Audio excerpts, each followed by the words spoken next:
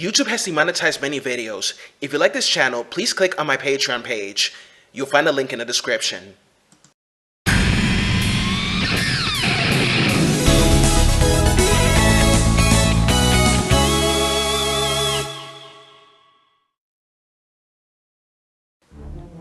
Hey Star Wars fans, this is John, host of Video Games and the World, and welcome to Comic Mondays.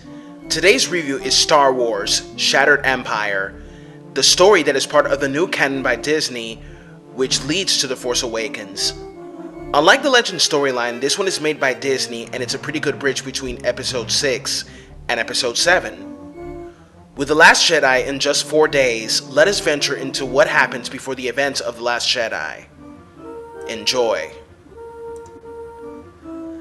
The rebels have defeated the Empire and destroyed the second Death Star in Endor. It is a time of celebration and the dawn of a new era free from the yoke of oppression, fear, and tyranny. However, the rebels continue to fight what remains of the Empire, who refuses to give up even after Palpatine is dead. Now, with a power vacuum atop the Empire, those Moffs will jockey for position and control. And the heroes of the Rebel Alliance will soon discover that a wounded and fractious empire may be more dangerous than any threat they faced before.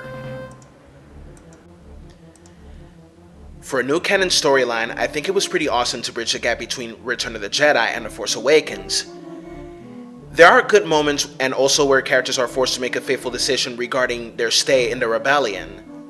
What's also enjoyable is about the power struggles between the Moffs and other high-ranking officials of the Empire after they were leaderless. It's also enjoyable to see the story of Shara Bey and Kes Dameron after the fight against Palpatine and also trying to pick up the pieces. Not to mention that fighting remnants of the Empire in Naboo gave me a flashback from Episode 1 when they were fighting against the Trade Federation. I still think that Shara was a pretty awesome character, and mentioning Poe was a cool thing too.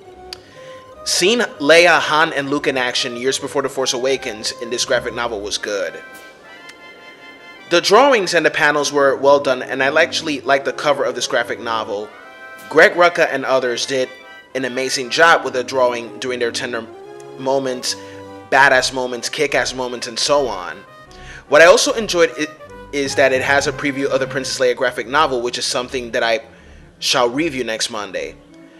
Whether you are a male or a female who loves Princess Leia, this is a graphic novel I suggest you read as well as this one, folks.